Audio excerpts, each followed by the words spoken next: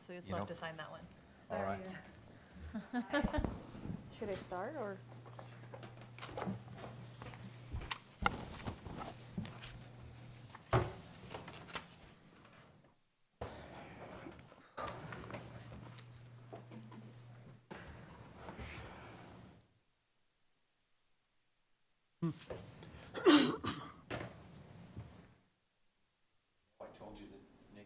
Coming in. Yeah, you lied. It's okay, it's okay. Okay, we are live. Okay. All right. Welcome to the Franklin County Board of Equalization hearings. Today is Thursday, the 15th of 2026. There will be 4 scheduled hearings today.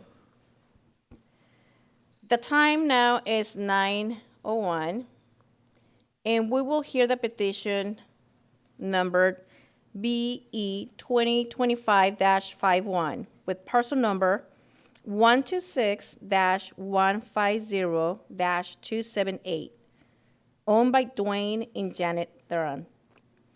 From the assessor's office, we have Nikki Morgan, chief appraiser, Clark Dickinson, the appraiser who was on this case.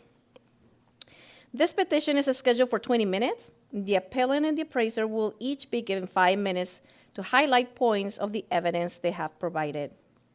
The last 10 minutes will be for rebuttal and questions from the board. We ask both parties that any questions of communication be directed to the board and only to the board.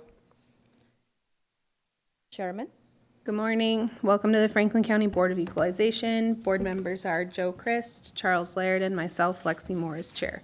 And our clerk today is Teresa Alvarez. The board's a quasi-judicial body, which means having to do with powers that are to some extent judicial, like those of certain federal and state boards and commission. The boards and the assessor's office are independent of each other. Our role is to review the facts presented by both parties and determine the market value as of January 1 of the assessment year. The law does grant presumption of correctness to the assessor, and the burden is on the petitioner to prove the assessment's incorrect. This hearing will be recorded and all testimony is under oath. Our clerk will ask you now to affirm your testimony by raising your right hand and taking the oath. Each of you who will be testifying today affirm that the testimony you are about to give will be the truth? I do. I do. Thank you. Following the hearing, the board will meet to weigh the evidence and make a final determination. We will issue a written decision to you, which you should receive within the next 4 weeks. This decision is appealable to the State Board of Tax Appeals, and a notice of how the appeal opportunity works will be written at the bottom of that decision. The board is in receipt of all documentary data provided by yourself and the assessor, and we have reviewed it prior to this hearing. And the appellant will present his case first, and then the assessor will present his case, if you want to begin with your case. Okay, I didn't know I was limited to 5 minutes, so I may have trouble with that. I'll put a timer on. Just, I can do it. Okay. just to help you understand my motivation for being here. 2 years ago, I was sent an evaluation that increased 25% from the prior one. And when I talked to the assessor's office, and it wasn't Clark, they said that the prior year was particularly strong housing market, but it had weakened since then, and that the next valuation may reflect that. Well, I didn't know or wasn't told that it's 2 years before I get another valuation. So the next valuation comes in August of last year, 2025, and it was increased by another 8%. So that's my motivation for being here. But that's all water over the dam, and what I really want to talk about is what's the valuation of my property as of January 1st, 2025. And since we are probably going to be downsizing in the next couple of years, I contacted a real estate agent, Alex Burden, with the Kenmore team to do a comparative analysis, and I assume you've all got that. And they listed 5 other properties and went through in terms of what the valuation, what the either selling price or the pending listing was, or one's an active one. So I'd like to go through each of those The first one is Matthews Road 11201. That's really very similar to what my house is, with the exception that it's on a half-acre lot instead of my house being on an acre lot. I would say that my house was valued, just for the record, at $1,062,300. It has no improvements, no pools, no outbuildings, no RV garage, and really no extras. So this house on Matthews Road was actually, it was listed first in January 28th of 2025 at $799,000. It was on the market for some time, but it eventually sold at $799,900.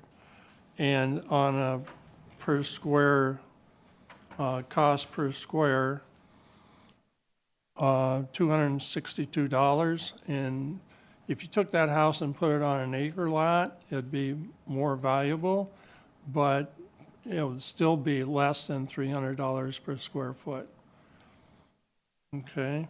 And also with this house, the garage was 68% bigger than my garage. My three-car garage is on the lower scale for size. If we go on to the next one, which is 12220 Clark Fork Road. Again, that house sold in August for $869,000. It was actually listed beginning in February of 2025, which is very close to the 2024 period. It was listed a little bit higher than that, but it actually sold at $869,000. Again, this is a very comparable house, except the garage is almost double the size of what my garage is, and it is actually a four-car garage. So again, this shows that this house is considerably less than that, my valuation of $1,062,000. If we go on to the next one,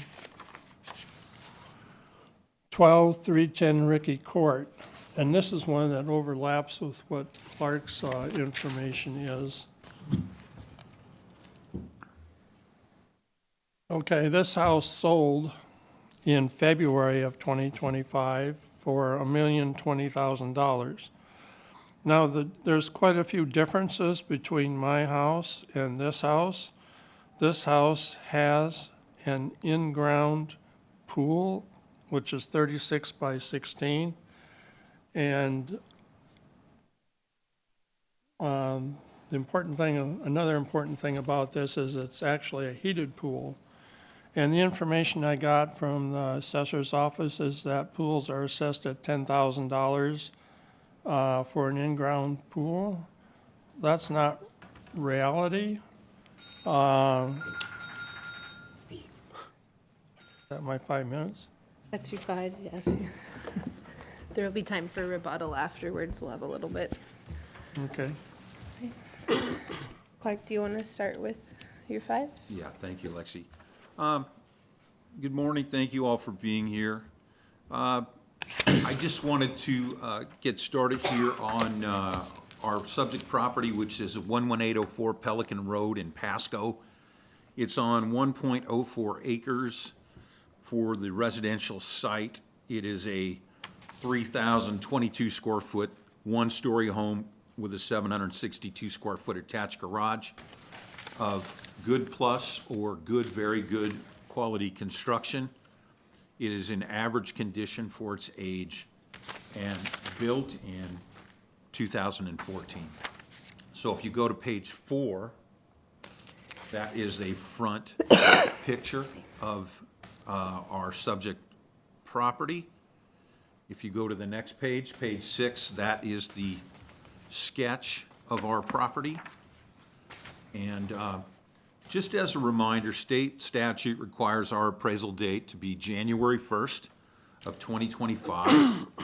And Washington State requires assessed values to be at 100% of fair market value as of that date, and to consider sales data from much beyond that appraisal data point is inequitable and fails to spread the tax burden fairly to all other taxpayers in this neighborhood. So one thing I will tell you is the first two sales that Mr. Thron spoke to closed in June and August of 2025, well after our appraisal date of January 1st. I did consider independently the third sale that he talked about on Ricky Court, and we provided those mutually because it was a reasonable and responsible sale. So if you go to page 16, I apologize for the crazy things. Our neighborhood 432 ratio in our model is at 94.6%, and for one-story homes in neighborhood 432, we're at 94.8%. So we're not generally overassessed at all in this neighborhood. So if you go back to page 8 and 9,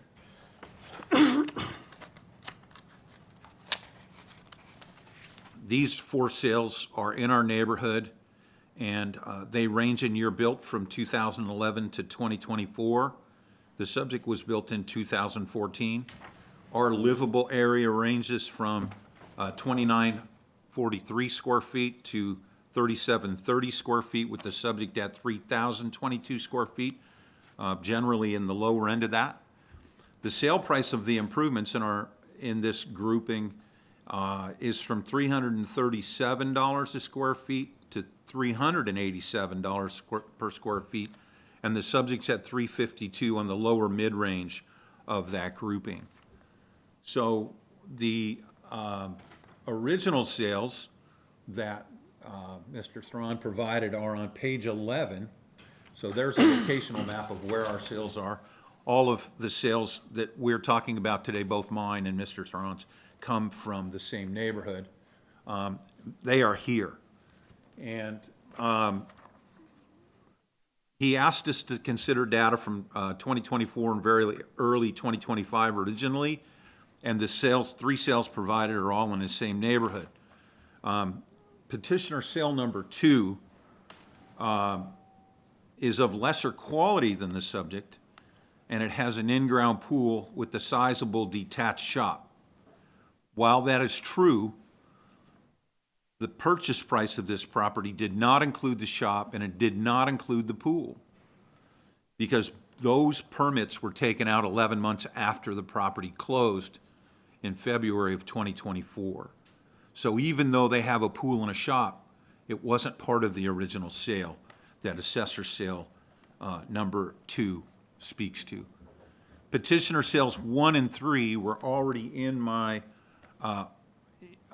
original sale grouping that I did independently of his. And the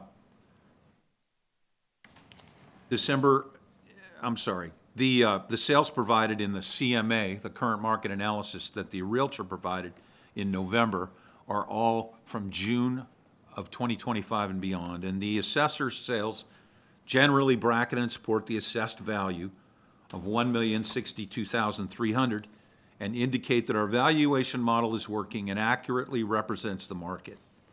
And we would respectfully ask that the assessor's value be sustained. Okay, we have 10 minutes for rebuttal, but it'll also include for questions from the board, or if you have any questions. So if there's anything that Mr. Dixon spoke to, you'd like to do a quick rebuttal of, just kind of keeping in mind that he gets a chance to I rebut have when 10 we have minutes for questions. rebuttal, or, That's the bulk for everything, is the 10. okay.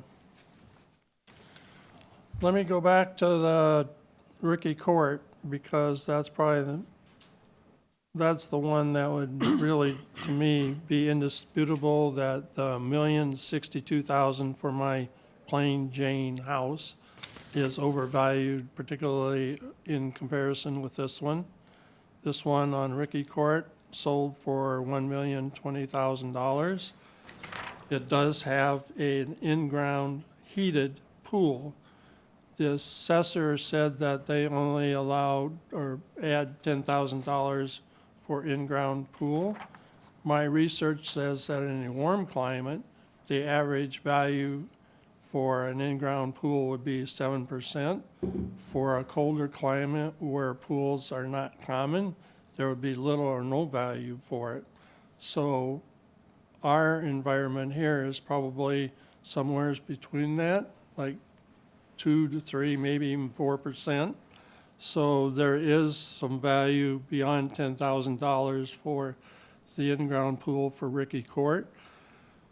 Plus, this has a 4.5 car garage, and the interior of this house, you don't have the pictures with you, but the pictures show that it is a very high-end interior house with multiple built-in cabinets and shelving, and there is 2 additional bedrooms, both en suite with walk-in closets, which my house doesn't have any of that. So if you want to compare the $1,062,000 for my house with this one, my house would be much less. I would trade my house for this house in a heartbeat.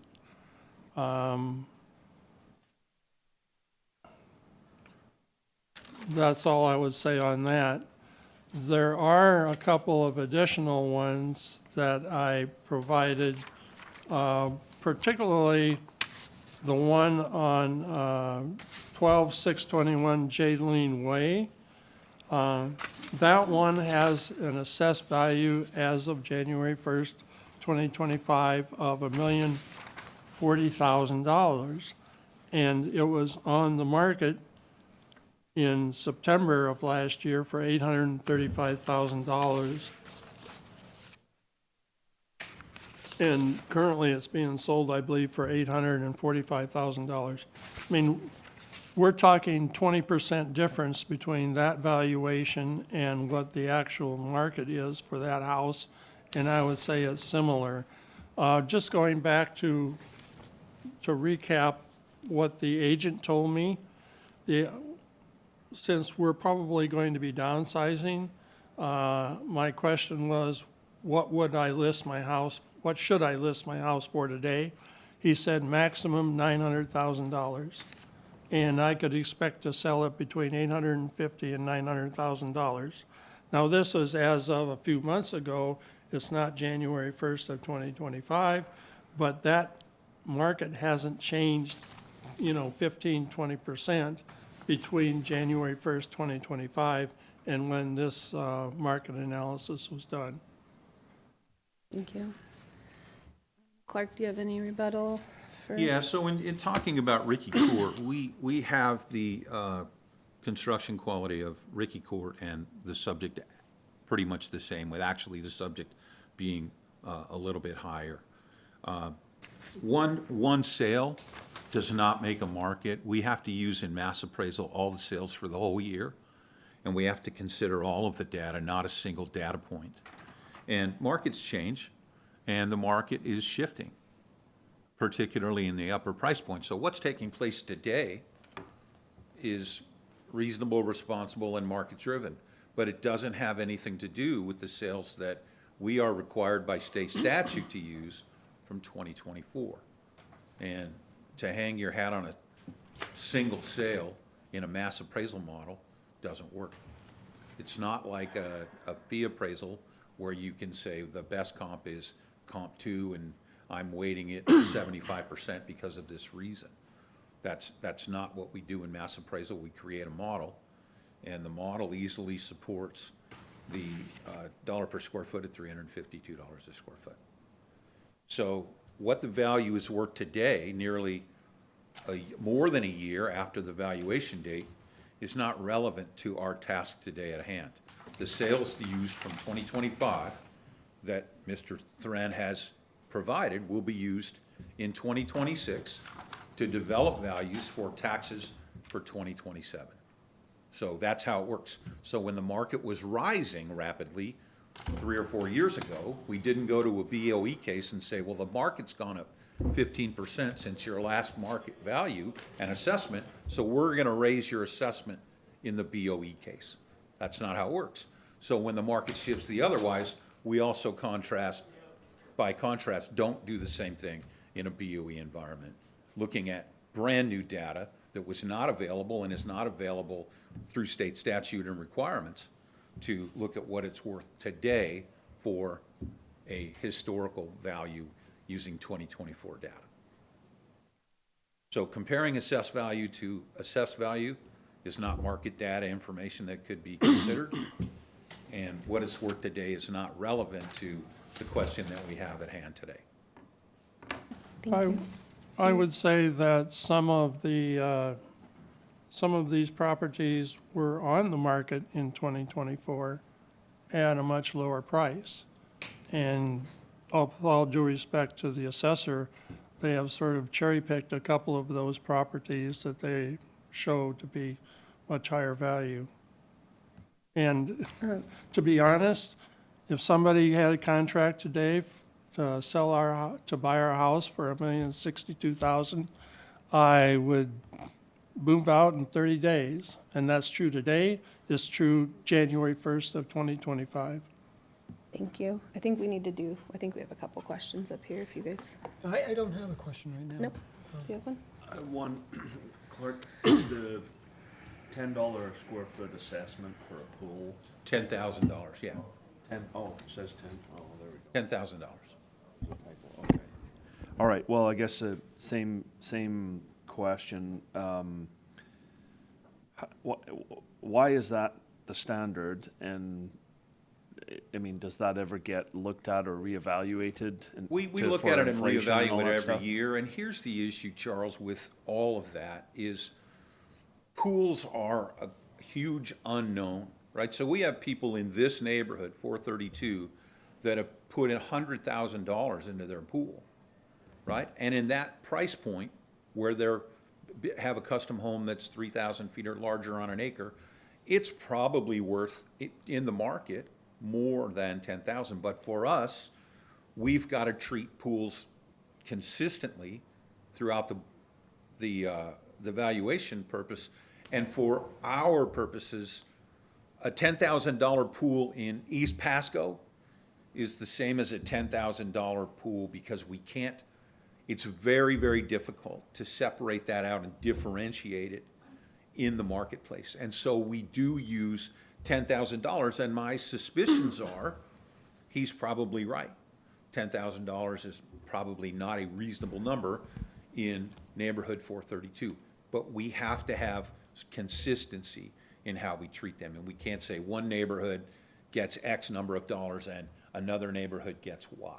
Sure, and I totally get that. That makes total sense. I guess the question is like, at what point do you reevaluate that number?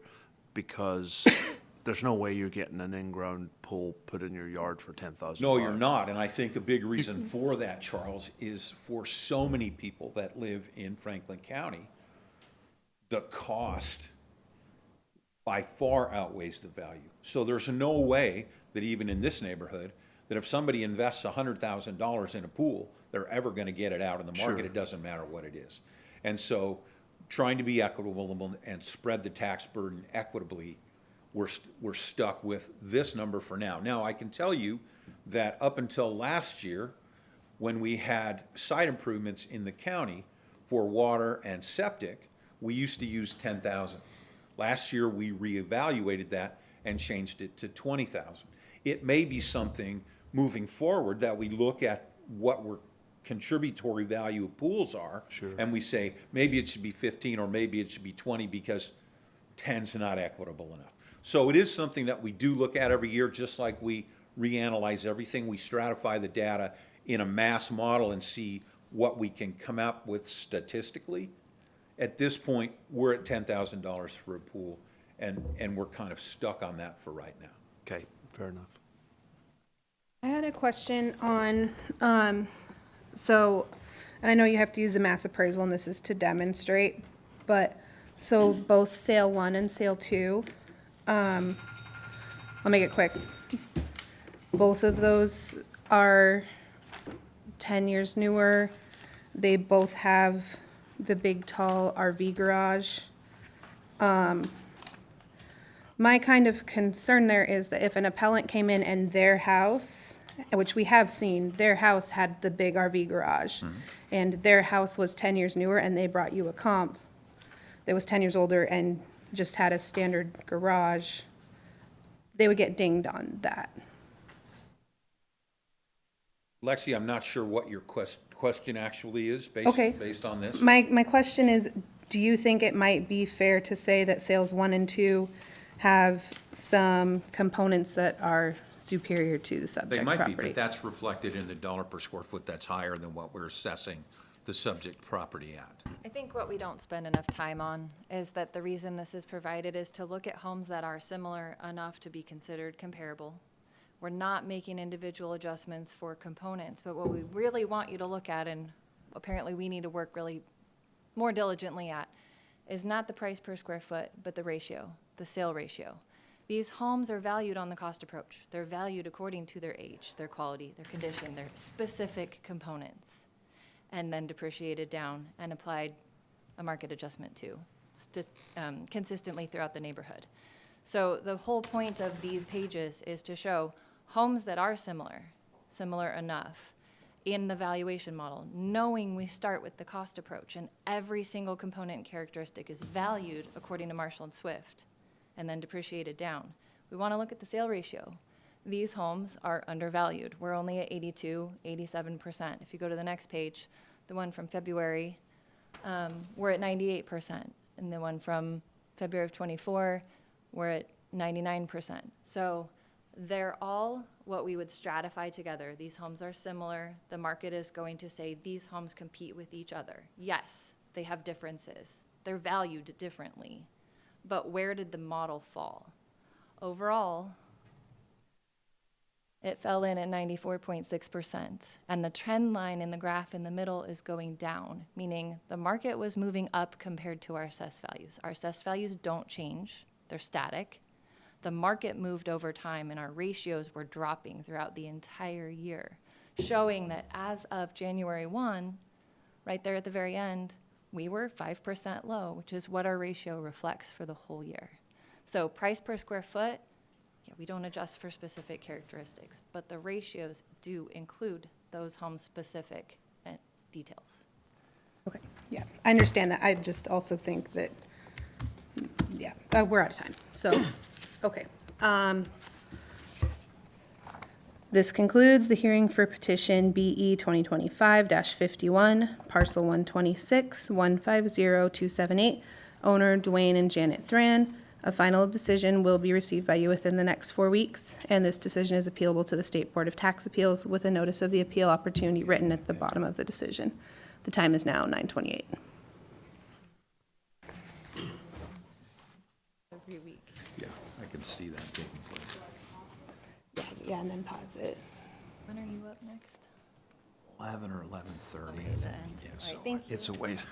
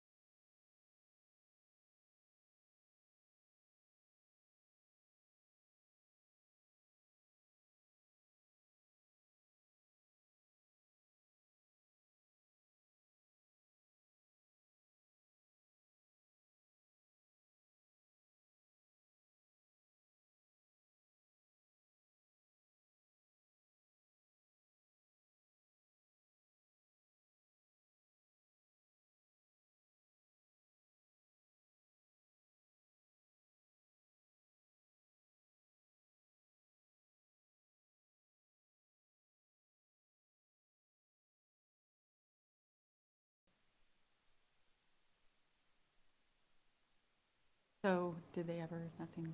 No, but it was like kind of eye-opening, just to look, you know, and I was like, oh, yeah, this kind of feels like filling out tax form, you know.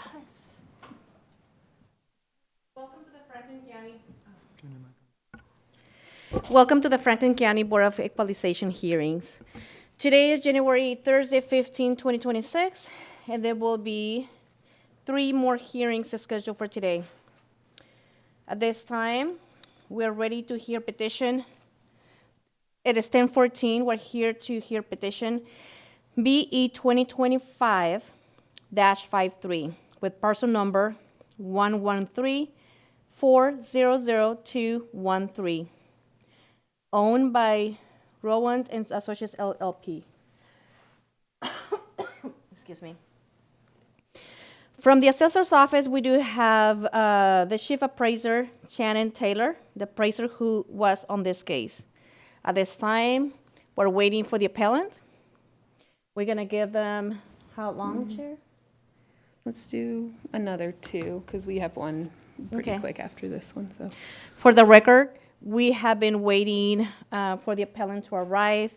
We became live at 10:14 to give the appellant a little bit more of time to arrive. So we're gonna give him 2 minutes, you said? Yeah. 2 additional minutes.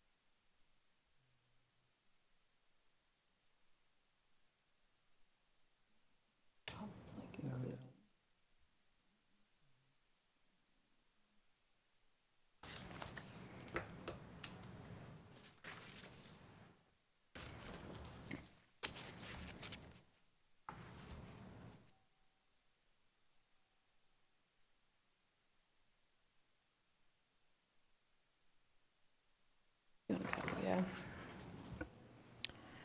It is 10:17 in the morning. The 2 minutes have passed. So I'll pass the floor to the chair.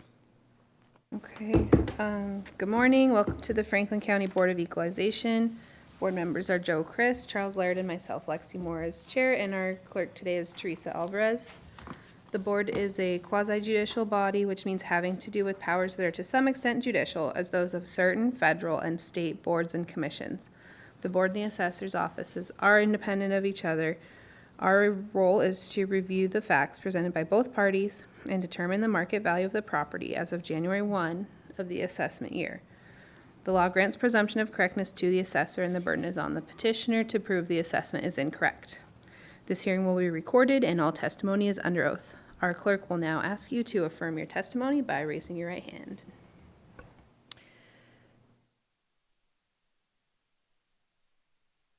Well, do you, who will be testifying today, affirm that the testimony you are about to give will be the truth? I do. Thank you. Following the hearing, the board will meet to weigh the evidence and make a final determination. We will issue a written decision to you, which you should receive within 4 weeks. This decision is appealable to the State Board of Tax Appeals, and a notice of the appeal opportunity is at the bottom of the written decision. The board is in receipt of all documentary data provided by both the appellant and assessor, and we have reviewed it. As the appellant is not here, the assessor will present her case first. Good morning, everybody. So I'm just basically going to roll through this board case, and I'm going to basically, I'm assuming that everybody probably has had a chance to review or will be reviewing. So at this point, I'm going to move to our narrative that at this point, we know that all property must be valued at 100% of its true and fair value in money and assessed on the same basis. The assessor's cost, statistical data, and comparable sales data provided show that the property is valued correctly and that the appraisal model is accurate. The subject property has been valued using the cost approach primarily. And again, it's calibrated using the statistical sales model after that. Hey, Shannon, sorry. No, it's okay. Teresa was going to add in, she just missed part of the intro about how long the hearing is Oh, and stuff. absolutely. If we can, sorry to Absolutely. stop your No, flow. it's fine. Thank you, and I apologize for that. So this is a commercial hearing. The petition is scheduled for 30 minutes. The appellant, which is absent, the appellant would have the 10 minutes, and you will have 10 minutes to highlight the points for this evidence that they have provided.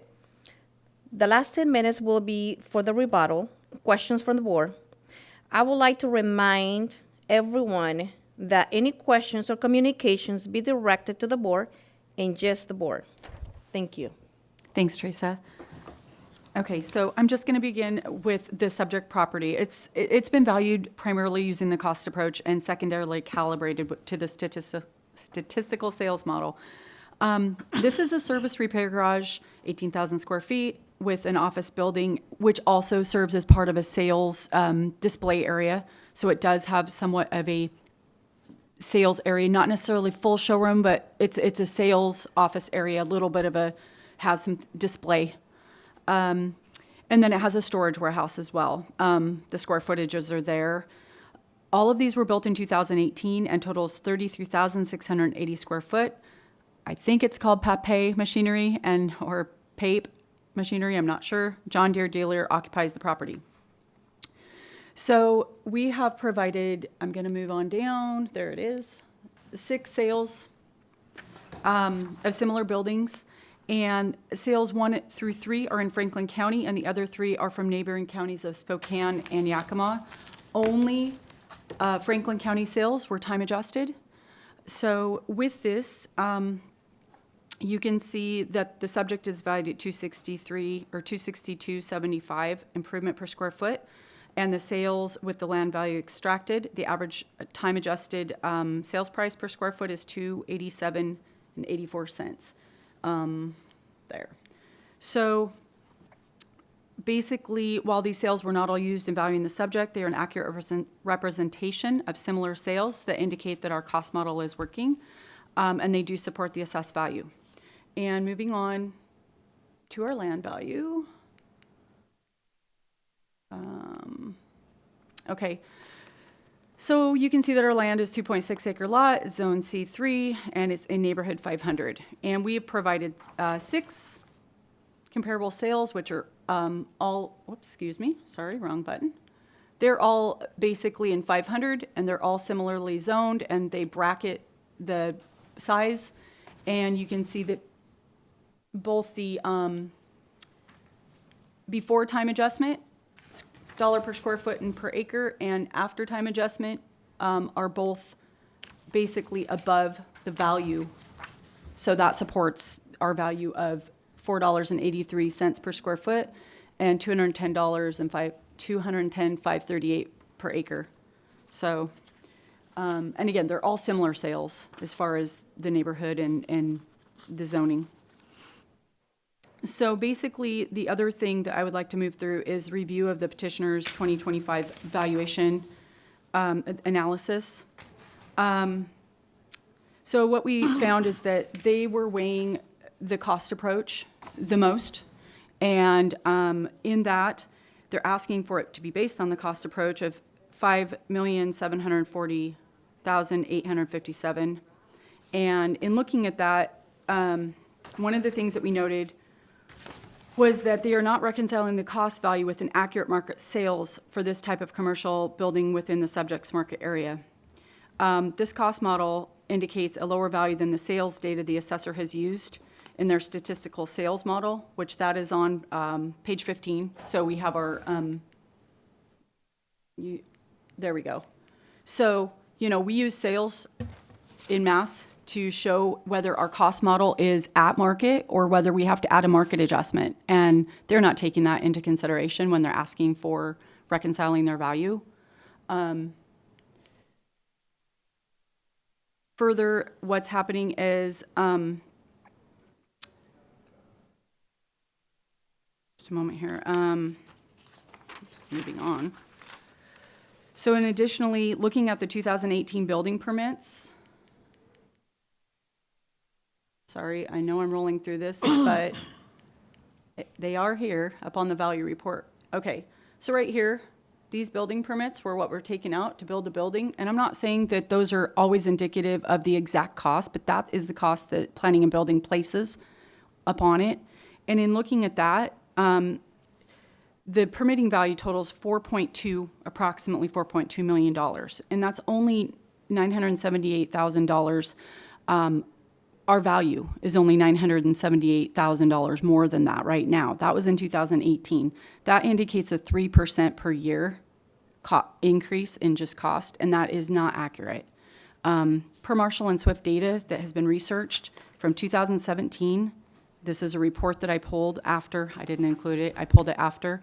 The costs, so Marshall and Swift provides a quarterly updated commercial building cost data through tools like Marshall Valuation Service and Swift Estimator. And the costs from 2017 to 2025 have gone up between 35 to 55% with an average between 40 and 45%. So that is not an accurate representation of a cost and, indication of the permitting value. Additionally, they did not provide actual costs for building this project.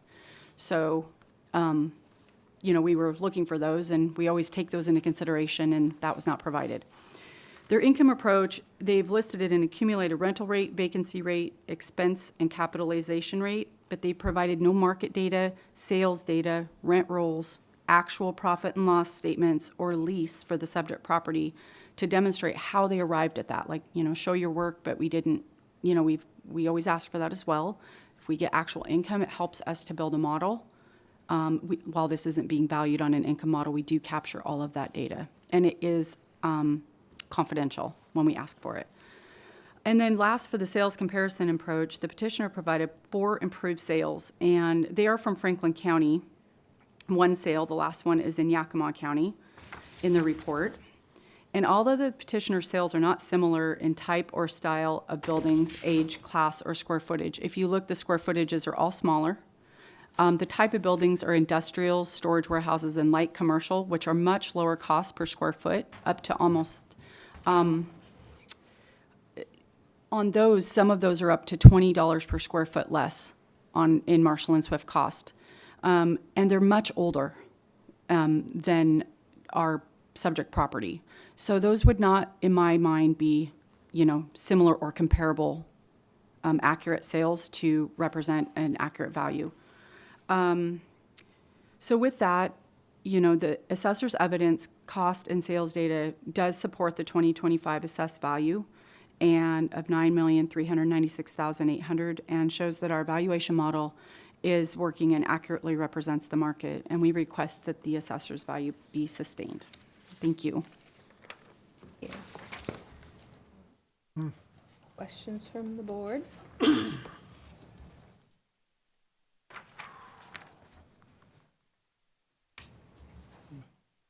had a quick question on mostly if you were, I don't know if it, for how much weight, a lot of times I know there's the little, I'm very familiar with the Pepe building. Yeah. I know there's that little like entry room where you pick up stuff at will call and they have the little stuff on display, but is the difference in square footage for like what an automotive showroom, the proportion of the square footage that would be versus something like this that's more of a service More of a garage? service. Yeah. So when we were looking at these, we break it down in our statistical model multiple ways. We will put all of the similar type buildings together, and then we will break them out. Service repair garage, automotive center, automotive, showroom, full automotive dealership. And we'll break them out and look at them to see if there is a difference within.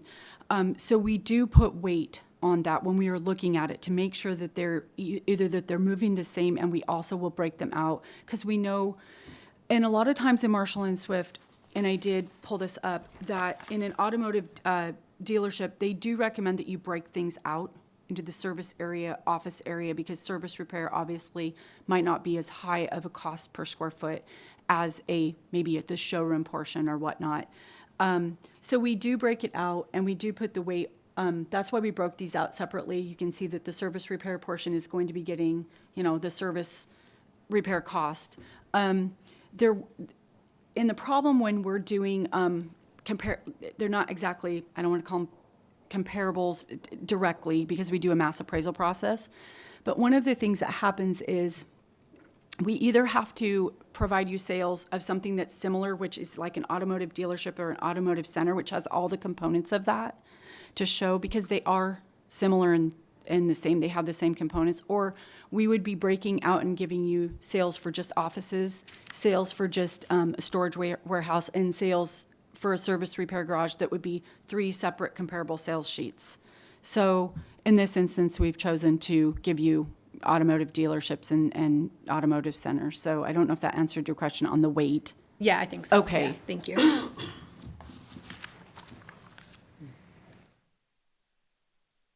Questions? Okay. All right. That's a good question, by the way. So those get a little bit confusing sometimes. Yeah. All right. This concludes the hearing for petition BE 2025-53, parcel 113-400213, owner Rowand and Associates LLP. A final decision should be received within the next 4 weeks. This decision is appealable to the State Board of Tax Appeals with a notice of the appeal opportunity at the bottom of the written decision. The time is now 10:31. Thank you, guys. Have a good day.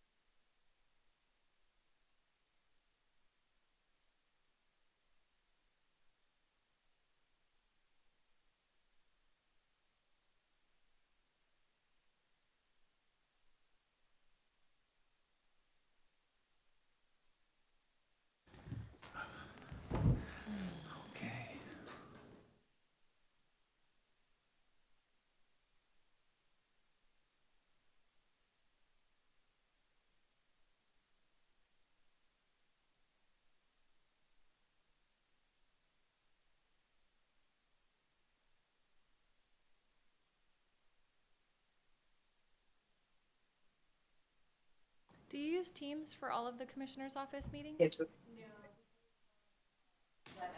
Okay, I was gonna Hello? say. Good morning, can you hear us? Yes. Good morning. We can hear you. Awesome. Hold on. Sarah's joining me.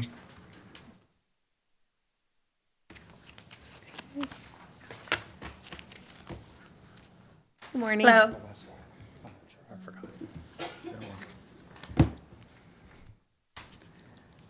Okay. We are gonna wait a couple minutes, so we can be at Okay. 10:50.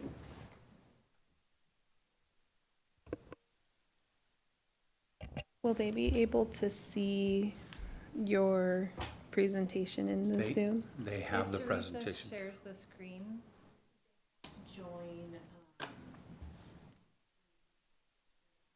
Okay.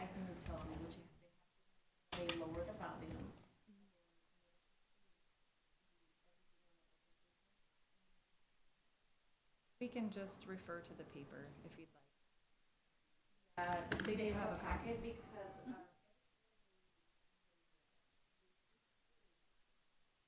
System that we do have,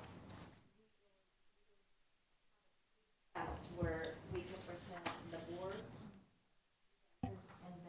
and the presentation. So the presentation is not going to be showing on the YouTube. Okay. Reference page number. Do you folks have your copy of the assessor's evidence Yes. that got sent? Okay, perfect, okay. I just wanted to make sure everybody was good to go.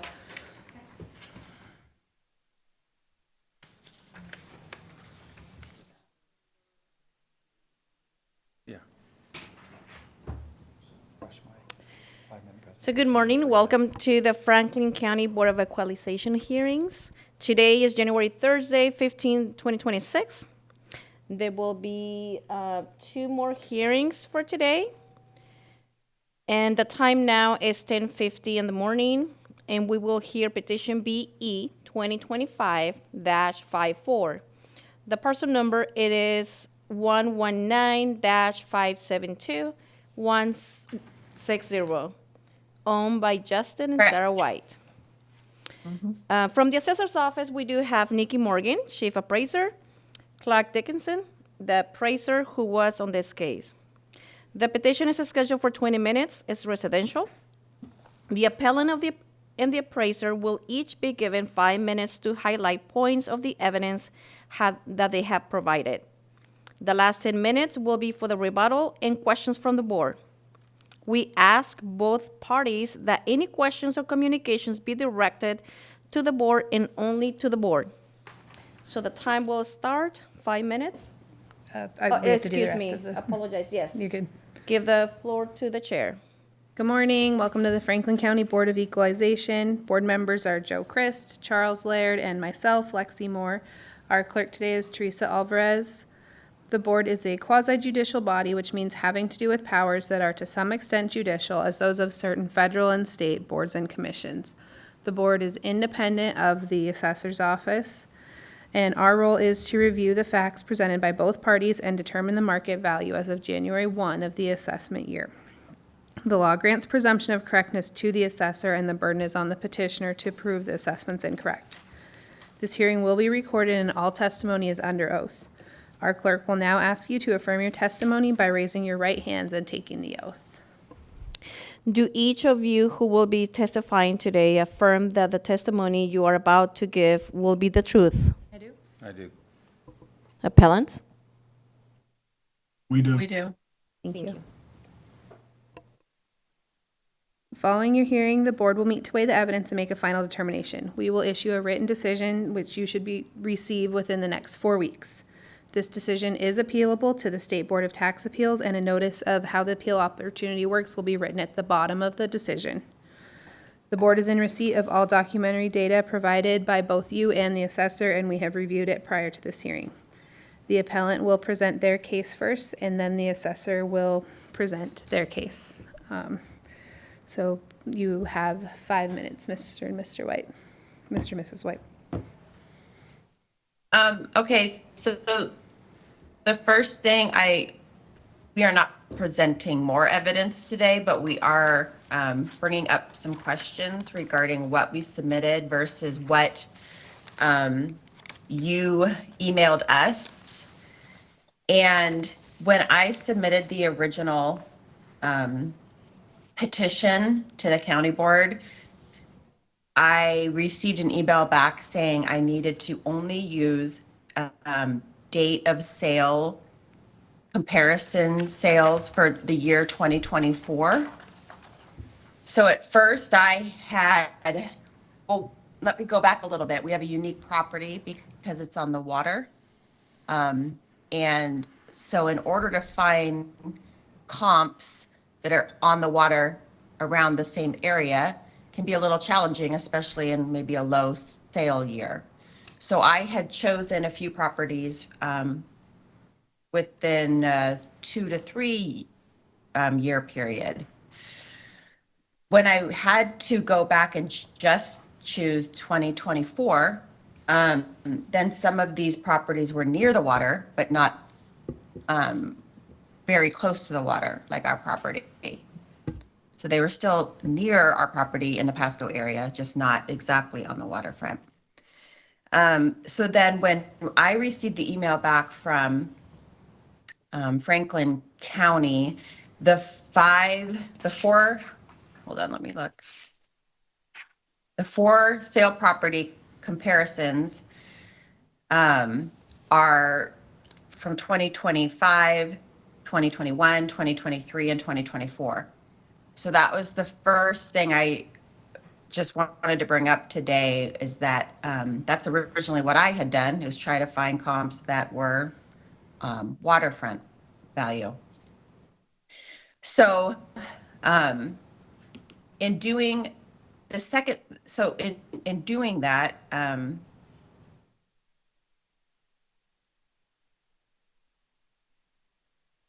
well, I think it would have helped our case to show the different sales over the years. There is one specific sale right next door to us. That's sale number 2 in your packet that you emailed us. Address 4606 West River Boulevard. It's our next door neighbor.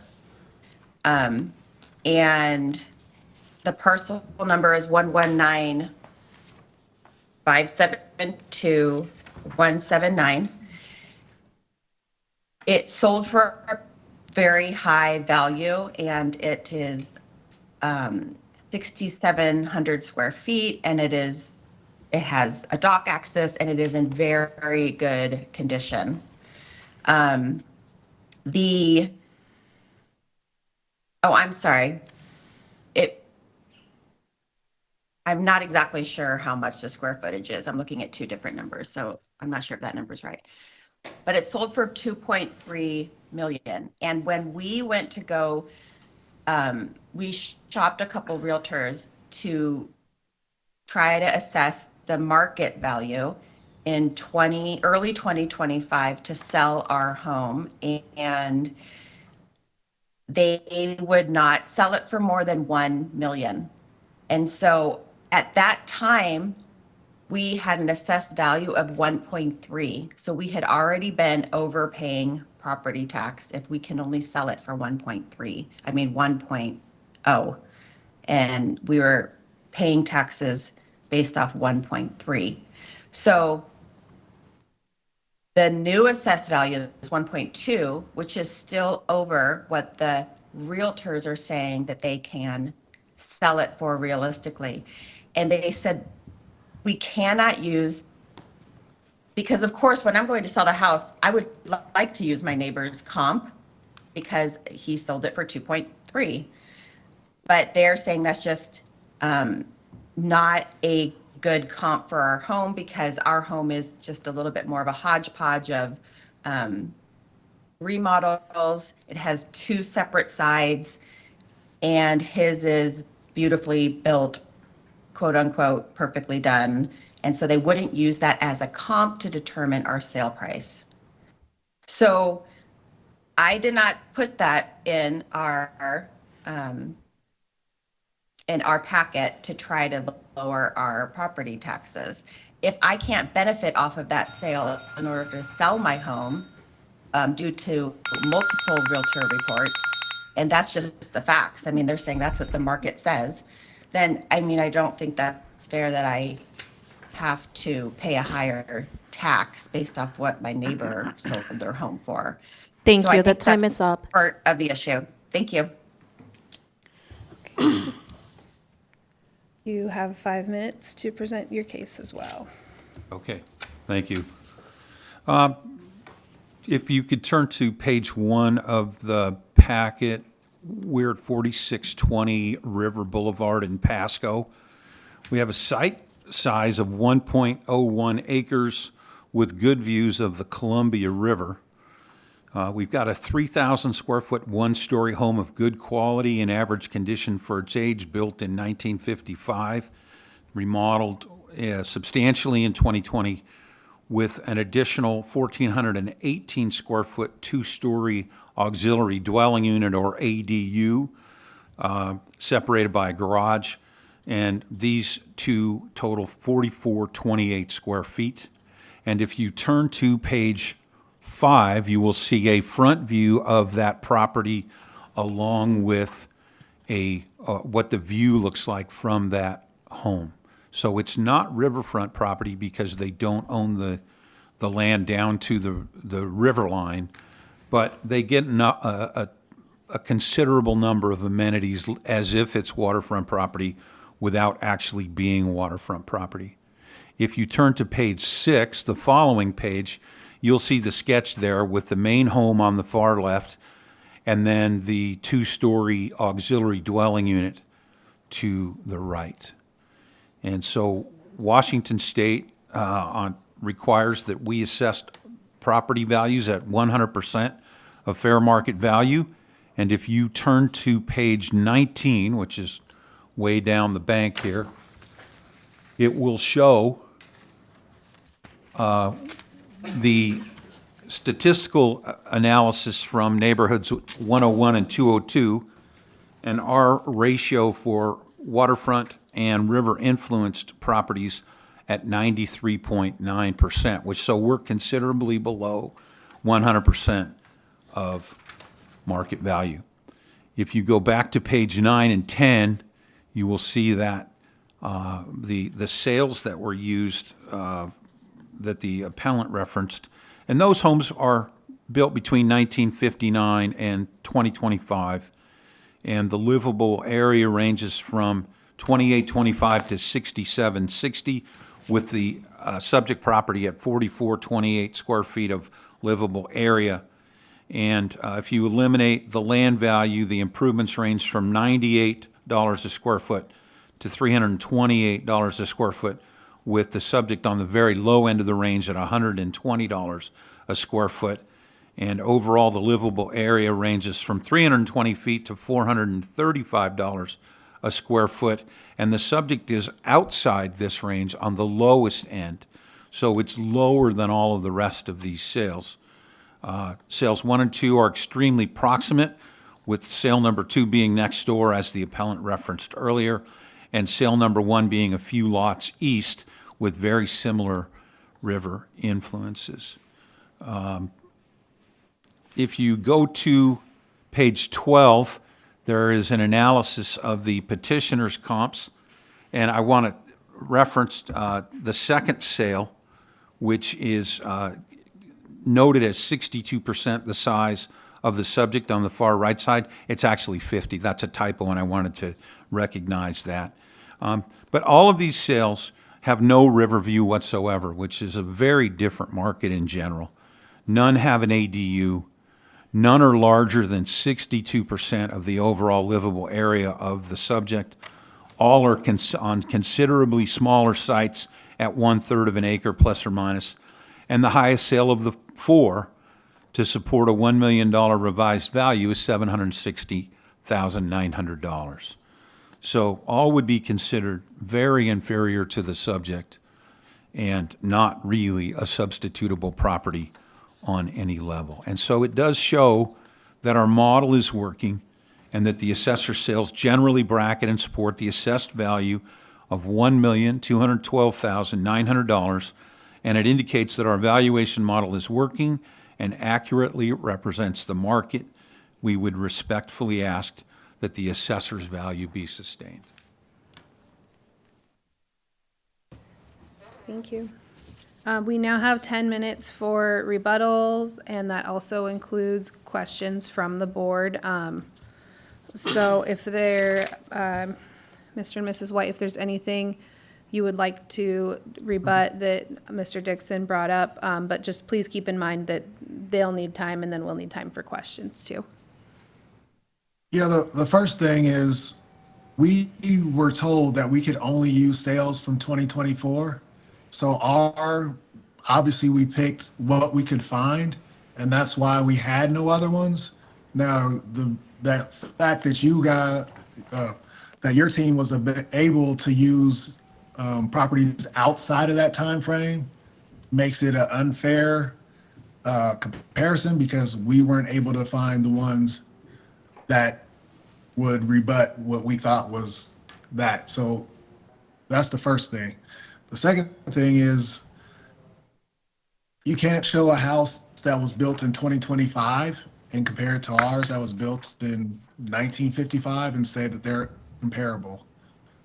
I understand what you're saying, and that you say that it can be sold for 1.2, but if the market only sells for 1 million, then something is not right with the model, because we had 2 brokers come in and say they would not list our house for over $1 million. So they are the ones who actually go and sell the houses in the market.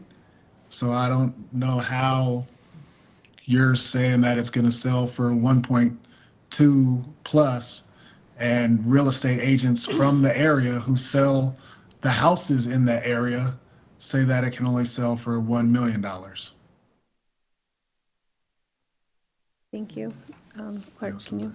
Well, I'm not sure where the information came that only sales from 2024 could be used.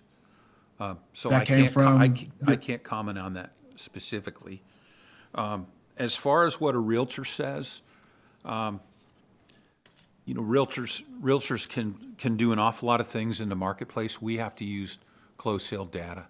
And, you know, in looking at the closed sales, the appellant is correct. You're limited to what sales you have that are semi-waterfront, river proximate with views, but no ownership of the water. And so any of us would be forced to use those. But, you know, there's 2 fairly recent ones there, irrespective of anything else. And the last sale, which would be sale number 4, that sale was only included as a sale from 2021 because it is a similar located property with river proximity, but it has an ADU as well. And so if you looked at comp 4, you could go back a number of years where there has been some market appreciation since then, and you could look at that sale and say, that's where a good portion of value could come from that sale. And I only included it. It's not a current sale. I only included it because it is a river proximate property with an auxiliary dwelling unit. And so that was kind of some market information that would potentially influence what's going on in a market value with the date of January 1st, 2025. We do try extremely hard to make sure that everybody that appeals and everybody that's going through the process receives the Department of Revenue's publication appealing your property taxes to the Board of Equalization, which walks appellants through the process of knowing what the best comps would be. And it does say the best comps are from, you know, right around there. And it fully explains that you can use any sales up to 5 years back, and they all need to be time adjusted. And so we do try to put that into the hands of everybody that's appealing. Were you able to hear that? Yes. Mrs. White, okay. Thank you. Does anybody have a question? I don't have any questions. I don't think I do either. There is still time if there were any other salient points anyone wanted to add. I think the board doesn't have any questions at this time. And so otherwise we If can. we were to have, if we were to have a Realtor's report showing what we could list it for, does that bring any value? Data is always valuable. It's hard to answer that fully just because, sometimes. Yeah, oh yeah, no, today we cannot, sorry, but like if you were to Right. appeal again in the future, yeah. In the future? It's So- always so what valuable, the so it's realtors are- hard, sometimes, quality of data you get is not always guaranteed. What the realtors are saying is they did not want their full reports used with their comps and their company names. But, okay, I mean, I was thinking if I could just bring at least the page that shows what they would list it for, if that would help, but you're saying just any data, any more data would help. So Yeah, and- I might have to work on that project this year. It might be worth reaching out to maybe a different realtor. Also, we see a lot of comps from realtors or the little market analysis on a specific property. Okay. That's, I would say that's a common thing that we see as evidence here. Okay, all right. Charles Yeah, might- I'd also say that, what a realtor is willing to list the property for doesn't hold as much value as what properties sell for, because it's not, the value can change. It could go up or down, depending on the situation. So it's really about what comparable sales you have, not necessarily what somebody's willing to market the property for. Does that make sense? Yes, except for what I thought was a little exceptional is that if they were willing to list it at 1, the likelihood of it selling for 1.2 after speaking to them was slim. That you might be getting into a little bidding war, but not the difference of 200,000. And at the time, when I was meeting with the realtors, we were assessed at 1.3, so we were even further off. And they showed how long things stayed on the market if they were overlisted at too high of a price. And they were showing the sales in the neighborhood what they had listed at originally versus what they sold and how long they were on the market because they had listed too high. Okay, well, I mean, I think the only thing that we can move on today then is if we were to appeal again next year is just to try to bring that evidence from a realtor and different sale comps again. Okay. Did you have anything? So I- Thank you very much. Oh, Can I get clarification of what years we can use on both sides for sales? Since obviously we were told 2024 and it sounds like that's not the case. So what is the actual case on that? Up to 5 years prior to the assessment date. So if you're looking for the January 1, 2026 assessment that you're going to be receiving and you want to appeal that, you can include up to 5 years back. But the caveat there is they do need to be time adjusted. Okay. So of course, post that So- date, when you receive your assessment notice in, say, August of 2026, any of the sales that have taken place in the months since can also be utilized, but they must be time adjusted back to January 1st. And then, of course, for that to be relevant, you'd need to include the time adjustment information, the data of where you came up with the adjustment. so the biggest thing is just trying not to use sales past that effective date, the assessment date of the, for that year. So for next year, it would be trying not to use sales past January 1, 2026, and then up to the 5 years prior.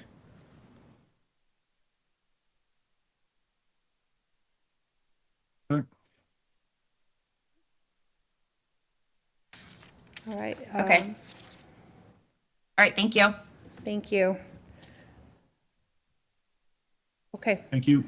With no further comment, this concludes the hearing for petition BE 2025-54, parcel 119-572-160, owners Justin and Sarah White. A final decision should be received by you within the next 4 weeks. And again, that decision is appealable to the State Board of Tax Appeals with a notice of the appeal opportunity written at the bottom of the decision. The time is now 11:13. Thank you. Thank you. Thank you.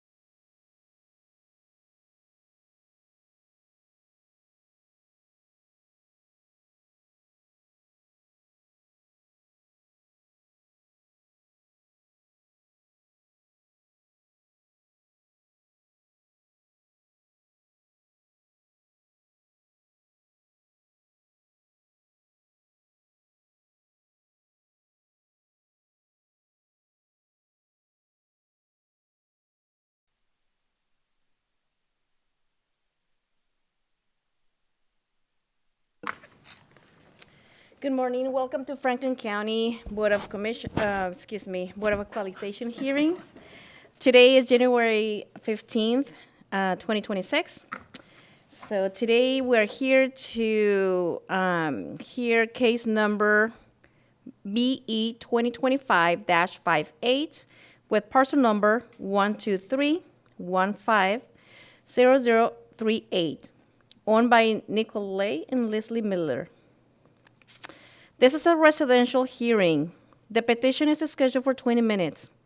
The appellants and the appraiser will each be given 5 minutes to highlight points of the evidence they have provided. The last 10 minutes will be for rebuttal and questions from the board. We ask both parties that any questions or communication be directed to the board and just to the board. Good morning. Welcome to the Franklin County Board of Equalization. Board members are Joe Christ, Charles Laird, and myself, Lexi Moore, as chair, and our clerk is Teresa Alvarez. The board is a quasi-judicial body, which means having to do with powers that are to some extent judicial, like those of certain federal and state boards and commission. The board and the assessor's office are independent of each other, and our role is to review the facts presented by both parties and to determine the market value of the property as of January 1 of the assessment year. The law does grant presumption of correctness to the assessor's office, and the burden is on the petitioner to prove the assessor is incorrect. This hearing will be recorded, and all testimony is under oath. Our clerk will now ask you to affirm your testimony by raising your right hands and taking the oath. Do each of you who will be testifying today affirm that the testimony you are about to give will be the truth? I do. Thank you. Following the hearing, the board will meet to weigh the evidence and make a final determination. We will issue a written decision, which you should receive within the next 4 weeks. And that decision, is appealable to the State Board of Tax Appeals, and a notice of how the appeal opportunity works will be written at the bottom. The board is in receipt of all documentary data provided by both yourselves and the assessor's office, and we have reviewed it prior to this hearing. And the appellant will present their case first, and then the assessor will present his case. So if you'd like to begin, you have 5 minutes. Okay, well, first of all, one of my biggest complaints is they have our house at 50% complete. When he was out to assess our house, it was just a shell. Like, we literally had dirt floors. They're nothing interior at all.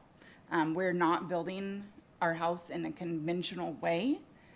So from the outside, it does somewhat look done. So there's my first complaint. It jumped $250,000 from last year to this year, and the only thing we finished in that year timeframe was installing doors and windows and siding. Last year it was completely framed out when it was assessed, according to the pictures that they have. The two houses that they compared it to are 100% finished and sold with finishes. So how can you compare an unfinished house that has no interior finishes with houses? I mean, the big part of a house is its interior finishes and prices. They are comparing it with identical style houses down to almost, I mean, one of them looks very similar. But we're 13 miles out of town. Like, we are at the very edge of the neighborhood that we're in, and none of the houses that he submitted, one, is only one of the houses was used as a comparable in our entire neighborhood, and that house is 9 miles closer to town than we are. That's a huge factor in cost. We had a house sell 1 mile away from our house, which is actually our closest neighbor that's not related to me. And that house is similar in lot size. It's similar in square footage. It is not similar in year, and it's not similar in style. It sold for $500,000. That's what they're trying to tax our house that's 50% done. I would say we're closer to 35% done at the time. Like, we're at 492. So, and their house sold for 510. I actually have been I've seen the house. I know the person that bought it. What else? The other comparable that he submitted with this is a house in town. Here's, you guys probably have all this, the map. Huge difference in price. Most people don't want to live as far out as we are. And my other thing is, how can we guess? And that's essentially what we're doing with a house that's being built. We're guessing at what it's going to be finished and the price. And ours is substantially higher than even, I mean, by $30,000 than the two comparables that it was compared with. The average per square foot in the city of Pasco or the area of Pasco is only around $250,000 per square foot, or I'm sorry, $250 per square foot. We're being priced at over $300 per square foot as a finished building, with completely unknown what our finishes inside are. In their rebuttal, one of the things does say that our roof is adding value, which I agree. That's why we chose the roof that we did. But we also have metal siding, which is going to detract a buyer from buying our house because it looks more like a shop than a house. We also have a 3,400 square foot personal property that's still on this piece of property that is owned by my dad. It's going to be tore down when we finish our house. They say that the price of our property has been adjusted for that. But the price of my property, which I am not contesting at all, the property itself is comparable to everything else in the area for what it is. And I mean, I think that's my biggest thing. I feel like we're being, like it was handpicked what it was compared to because it wasn't compared to most of the houses in our neighborhood. And I understand, again, that it's hard. We live in a very rural area. But they went, instead of choosing an area that's closer to us, that is more rural, like Eltopia, they chose houses closer in town because I provided a lot of examples, and they were completely rebutted by this county. Okay, Angel, you have 5 minutes. Yes, no, thank you for everything. Thank you for coming. If you can please follow me to page 1 of my packet. The property is located at 541 Bellevue Drive in Pasco. It's 1.25 acres. It's built in 2024. It's a one-story home with 2688 square feet with an attached garage of 1080 square feet. It has 2 covered porches at 640 square feet. And we currently have it rated as average quality, average condition. And yes, it's currently assessed at 50% complete. If you follow me to page 4. So this is an exterior picture that I took when I was last there in May of 2025. Page 5 has an interior photo that the appellants were nice enough to let me take a peek, and I was able to see from the inside that, yeah, it's not done, but from the exterior, it looks just about finished.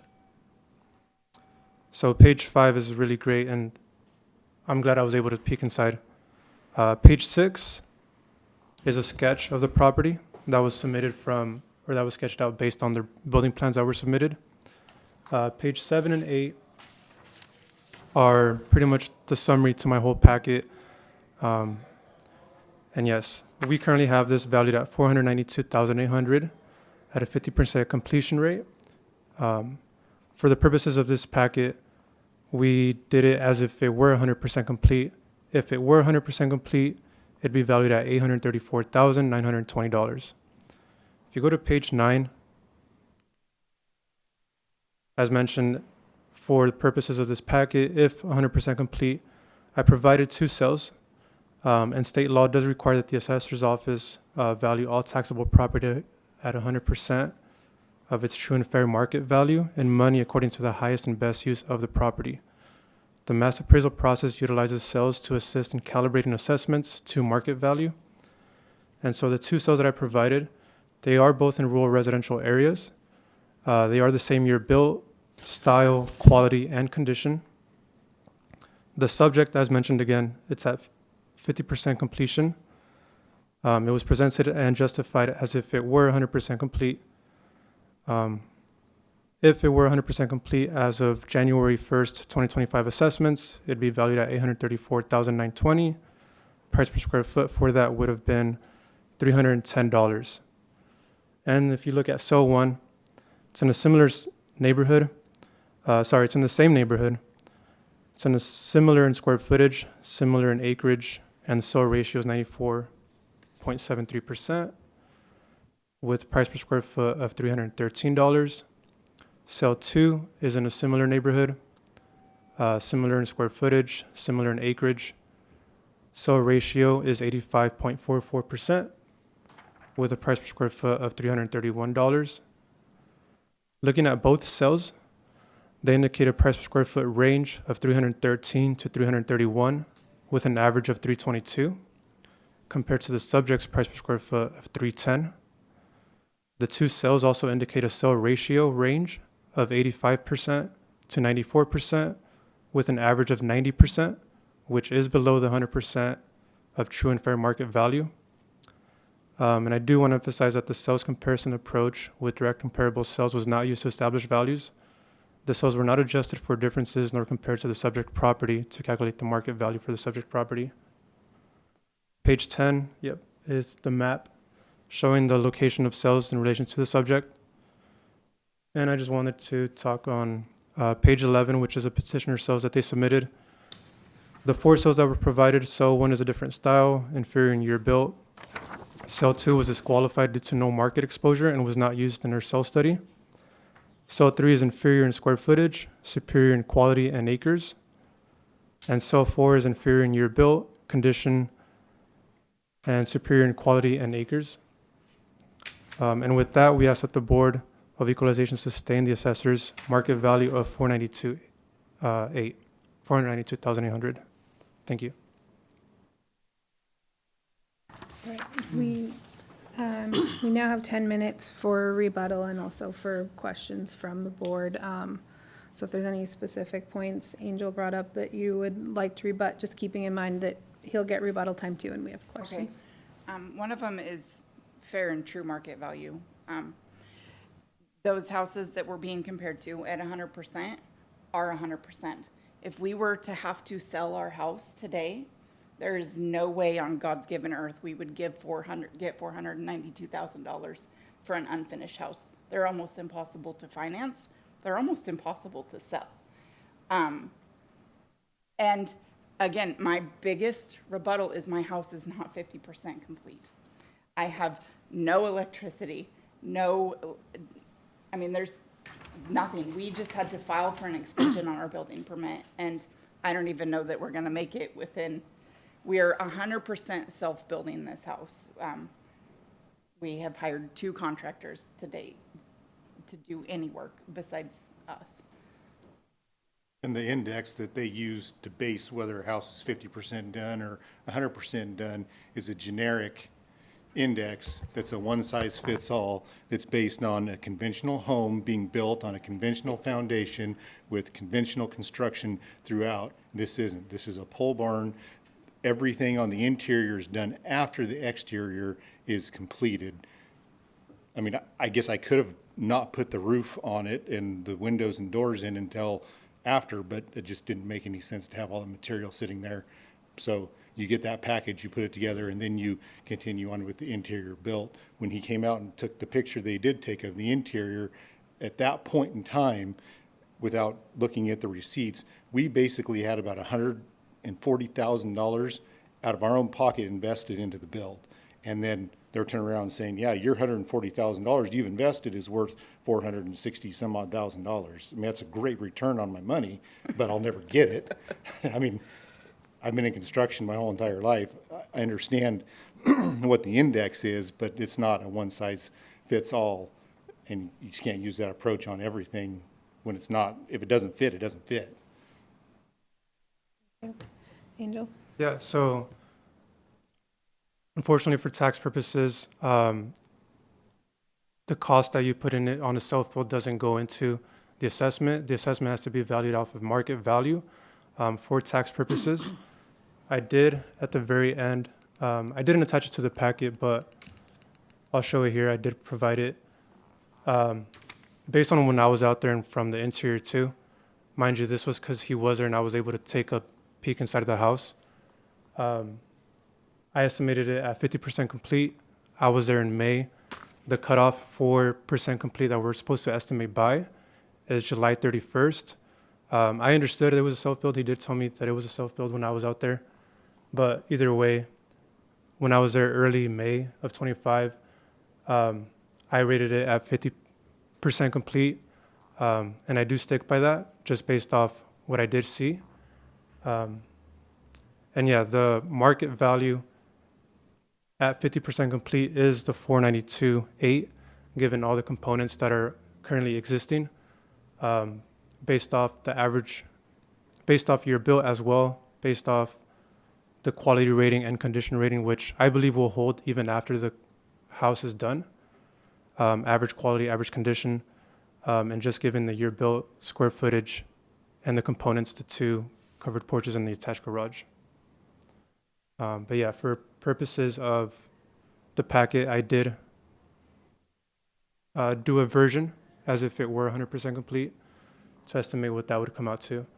And we will go out there every year to follow up on it as well, just to make sure that it is being worked on. Depending on what completion it's at, that's what we'll assess it at. Angel? Yeah. Would that will be considered as a new evidence? It would be new evidence if you guys are fine with it. I did provide it here just to show for purposes.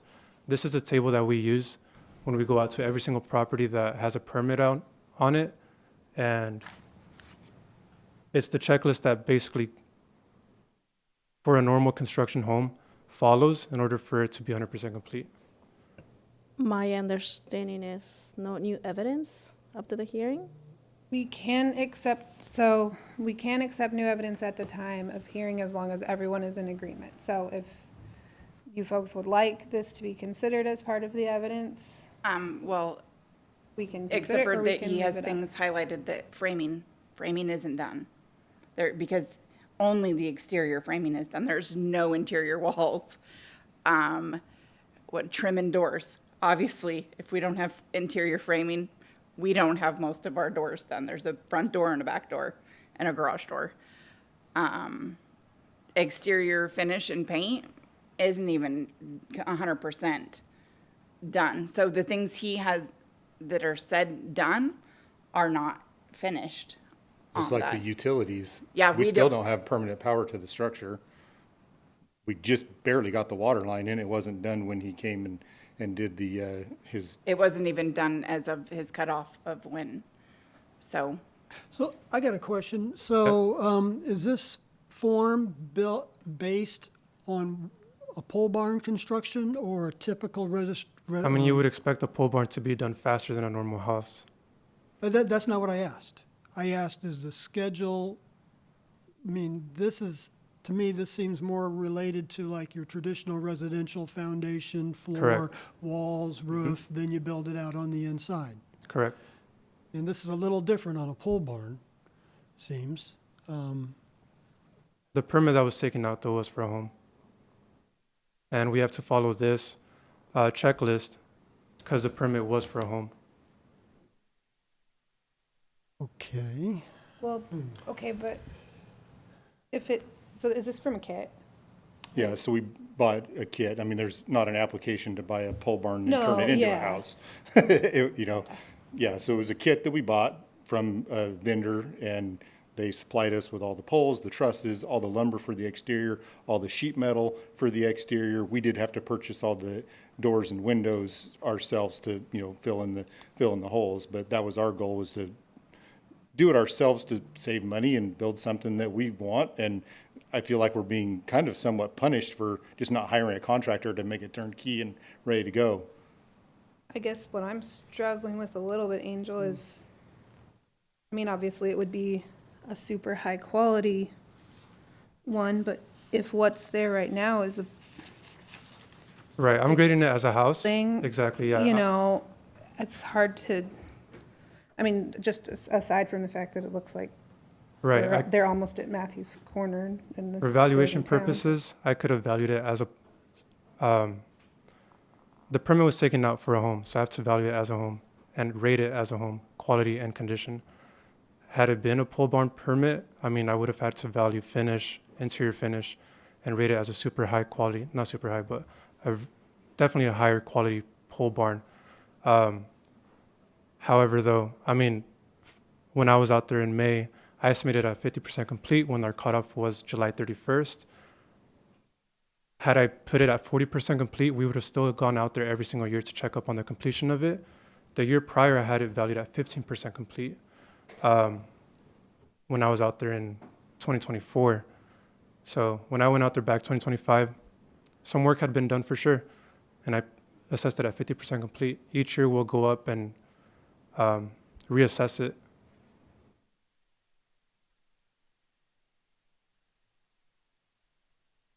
And my biggest complaint isn't even the 50% thing. I don't agree with that either. It's the total amount.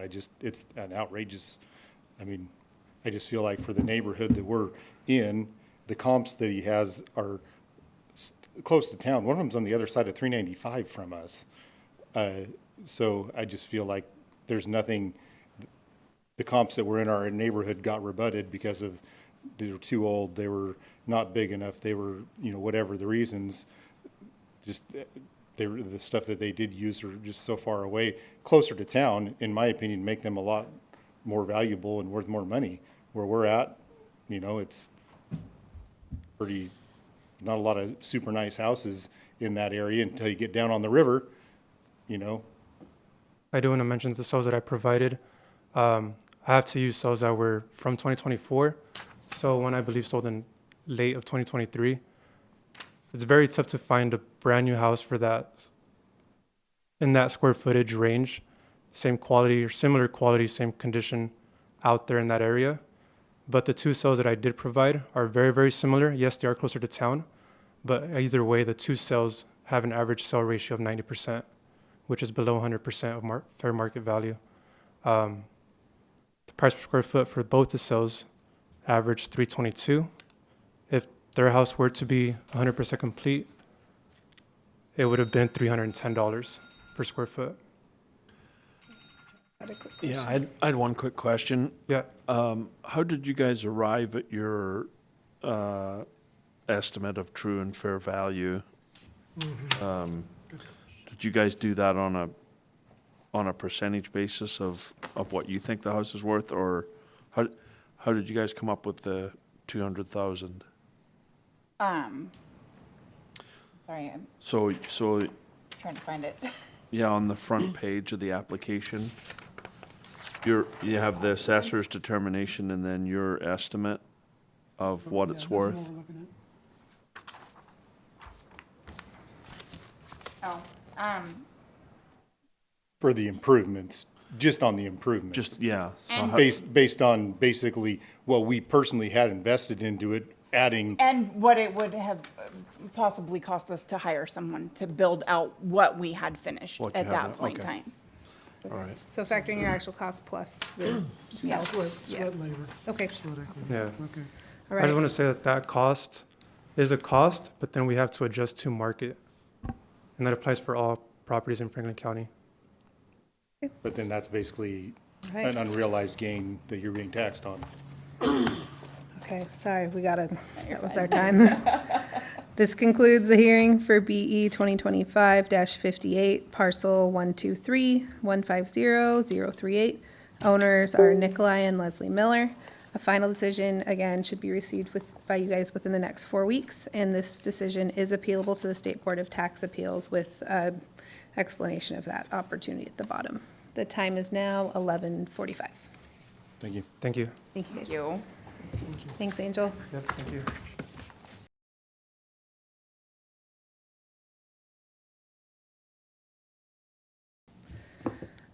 The following are the decisions for today's Franklin County Board of Equalization hearings for January 15th, 2026. Regarding petition BE 2025-51, parcel 126-150-7278, petitioners Dwayne and Janet Thran, the board decided to sustain the assessor's value of $1,062,300. Regarding petition BE 2025-53, parcel 113-400-213, owners Rowand and Associates LLP, the board decided to reduce the assessor's value to $5,741,400. Regarding petition BE 2025-54, parcel 119-572-160, owners Justin and Sarah White, the board decided to sustain the assessed value of $212,900, excuse me. And finally, regarding petition BE 2025-58, parcel 123-150-038, petitioners Nikolai and Leslie Miller, the board decided to reduce the assessed value from $492,000 to $324,600. It is 12:25 and today's meeting is now adjourned.